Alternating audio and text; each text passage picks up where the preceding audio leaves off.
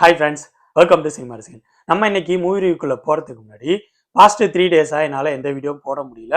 சில பர்சனல் ரீசன்ஸ்னால என்னால் பண்ண முடியல. சாரி. இன்னைக்கு தான் எனக்கு வீடியோ போடுறதுக்கான டைம் கிடச்சிச்சு.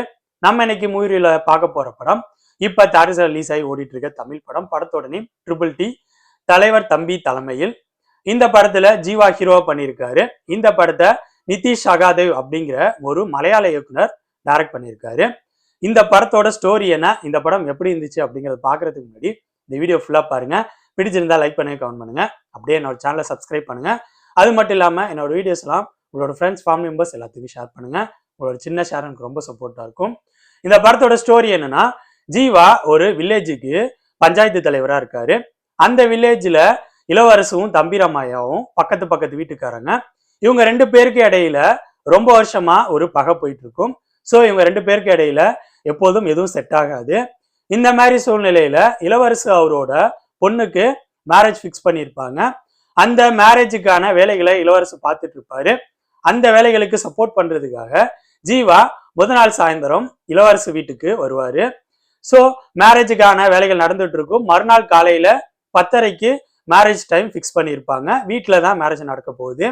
இந்த மாரி சமயத்துல பக்கத்து வீட்டுல இருக்க தம்பிராமையா அவரோட வயசான அப்பா இறந்துருவாரு. தம்பிராமையா தன்னோட இறந்த அப்பாவோட இறுதி ஊர்வலத்தை இளவரசு அவரோட வீட்டுல மேரேஜ் நடக்க போற அதே டைம்ல தான் இதையும் பண்ணுவேன் அப்படிங்கிற மாரி தம்பிராமையா பிடிவாதமா இருக்காரு. இந்த பிரச்சனைய சால்வ் பண்றதுக்காக ஜீவா களத்துல இறங்குறாரு. இதுக்கப்புறம் படத்துல நடக்கிற சம்பவங்கள் தான் ட்ரிபிள் டி. இந்த படத்தோட பாசிட்டிவ்ஸ் அண்ட் நெகட்டிவ்ஸை கலந்து ரொம்பவே ஷார்ட்டா பார்த்துருவோம். இந்த படத்தோட மிகப்பெரிய பலமா பட்டது இந்த படத்தோட ஸ்கிரீன் பிளே தான். குறிப்பா செகண்ட் ஹாஃபோட ஸ்கிரீன் பிளே. செகண்ட் ஹாஃபோட ஸ்கிரீன் பிளே என்ன பொறுத்த வரைக்கும் சுவாரஸ்யமாவே இருந்துச்சு. ஃப்ரீக்வெண்டா கேப் விடாம செகண்ட் ஹாஃபோட ஸ்கிரீன் பிளேல காமெடிங்கிற விஷயத்த நல்லாவே ஒர்க் அவுட் பண்ணியிருந்தாங்க. அந்த விஷயங்கள்லாம் எனக்கு நல்லாவே ஒர்க் அவுட் ஆகி சிரிப்பு வர மாதிரி இருந்துச்சு. அது மட்டும் இல்லாம செகண்ட் ஹாஃபோட ஸ்கிரீன் பிளேல எமோஷனலா சில சீக்வன்ஸும் ட்ரை பண்ணியிருந்தாங்க. அதுவும் நல்லாவே ஒர்க் அவுட் ஆயிருந்துச்சு. கிளைமேக்ஸ் போர்ஷனை நல்லாவே ஹேண்டில் பண்ணியிருந்தாங்க. அது மட்டும் இல்லாம இந்த படத்தோட கிளைமேக்ஸ்ல இவங்க ஒரு ஸ்டேட்மெண்ட்டை காட்டுவாங்க. அந்த விஷயம் படத்தோட ஸ்டார்டிங்லயும் வரும். அந்த ஸ்டேட்மெண்ட் படத்தோட ஸ்டார்டிங்ல பாக்குறப்ப நமக்கு ஒரு ஃபீல் உருவாகும். அதே ஸ்டேட்மெண்ட் கிளைமேக்ஸ்ல வரப்ப நமக்கு வேற மாதிரி ஒரு ஃபீலை கொடுப்பாங்க. இது ஒரு நல்ல டச் மாரி எனக்கு ஃபீலை கொடுத்துச்சு.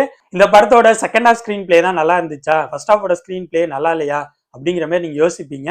அப்படி கிடையாது. ஃபர்ஸ்ட் ஹாஃபோட ஸ்கிரீன் பிளே நல்லா தான் இருந்துச்சு. செகண்ட் ஹாஃபோட கம்பேர் பண்ணும்போது ஃபர்ஸ்ட் ஹாஃபோட ஸ்கிரீன் பிளே கொஞ்சம் ஸ்லோவா இருந்துச்சு. அதுக்கும் சில ரீசன்ஸ் இருக்கு. ஃபர்ஸ்ட் ஹாஃபோட ஸ்கிரீன் பிளேல தான் எல்லா கேரக்டர்ஸோட இன்ட்ரோ இருக்கும். அவங்க எப்படிப்பட்டவங்க அப்படிங்கறது காட்டுவாங்க. பிரச்சனைக்குள்ள வர வரைக்கும் படம் ஓரளவு ஸ்லோவா போற மாதிரி தான் இருக்கும். அதுக்கப்புறம் தான் படம் கொஞ்சம் கொஞ்சமா ஸ்பீடு பிக்கப் ஆகி இன்ட்ரோல் பிஃபோர் நல்லாவே கொண்டு போய் முடிச்சிருப்பாங்க. ஸோ இந்த படத்தோட first half screen play, second half screen play ரெண்டும் நல்லா தான் இருந்துச்சு. சுவாரஸ்யமா இருக்கிற மாதிரி தான் இருந்துச்சு. அடுத்தது இந்த படத்தில் நடிச்சவங்களோட பெர்ஃபார்மன்ஸ் நல்லா தான் இருந்துச்சு. ஜீவா ரொம்ப நாள் கழிச்சு அவரு வழக்கமான அந்த காமெடிங்கிற பேட்டர்ன்ல நல்லாவே இந்த படத்துல பெர்ஃபார்ம் பண்ணியிருந்தாரு. அவரை தவிர படத்தில் நடிச்ச எல்லாரும் நல்லாவே பெர்ஃபார்ம் பண்ணியிருந்தாங்க.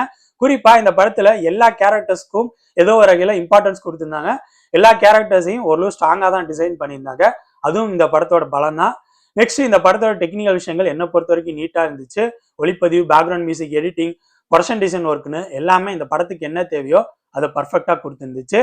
ஓவராலா சொல்லணும்னா என்ன பொறுத்த வரைக்கும் இந்த படத்தோட டைரக்டர் நிதிஷ் சகாதேவ் அவர் ஒரு மலையாள இயக்குனர். அவரு தமிழ் சினிமாவில ஒரு மலையாள படத்தை பிரசன்ட் பண்ணியிருக்காருன்னு தான் நான் சொல்லுவேன். இந்த படத்தோட ஸ்கிரீன் பிளே, இந்த படத்தில் நடிச்சவங்களோட பெர்ஃபார்மன்ஸ், இந்த படத்தோட டெக்னிக்கல் விஷயங்கள் எல்லாமே நல்லா இருந்துச்சு. இந்த படம் மலையாள படங்கள்லாம் விரும்பி பார்க்கக்கூடிய ஆடியன்ஸுக்கு கண்டிப்பா பிடிக்கும். இந்த படம் பயங்கர பரபரப்பா கமர்ஷியல் எலமெண்ட்ஸோட இருக்கிற படம் கிடையாது. ஸ்லோவா ஸ்டெப் பை ஸ்டெப்பா போய் கொஞ்சம் கொஞ்சமா ஸ்பீடா பிக்கப் ஆகி செகண்ட் ஹாஃபோட ஸ்கிரீன் பிளே நல்லா கொண்டு போய் முடிச்சிருப்பாங்க. நான் ஆல்ரெடி சொன்ன மாதிரி இந்த படம் தமிழ் சினிமாவில் எடுக்கப்பட்டிருக்க ஒரு மலையாள படம். ஸோ இந்த மைண்ட் செட்டோட பார்க்கணும்னு நினைக்கிறவங்க போய் தியேட்டர்ல பாருங்க. ஸோ என்னோட ரிவ்யூ பேஸ் பண்ணி முடிவு பண்ணிக்கோங்க இந்த படத்தை பார்க்கலாமா வேணாமான்னு. ஓகே ஃப்ரெண்ட்ஸ், இந்த வீடியோ உங்களுக்கு பிடிச்சிருக்குன்னு நினைக்கிறேன். தேங்க்ஸ் ஃபார் வாட்சிங். இந்த வீடியோ பிடிச்சிருந்தா லைக் பண்ணுங்கள், கமெண்ட் பண்ணுங்கள், ஷேர் பண்ணுங்கள். அப்படியே சினிமா ரசிகன் சேனலை சப்ஸ்கிரைப் பண்ணுங்கள். கூடவே பக்கத்தில் இருக்க பெல் ஐக்கானையும் கிளிக் பண்ணுங்கள். அப்போ தான் நம்ம போடுற வீடியோஸ் உடனுக்குடன் உங்களுக்கு வந்து சேரும். தேங்க்யூ.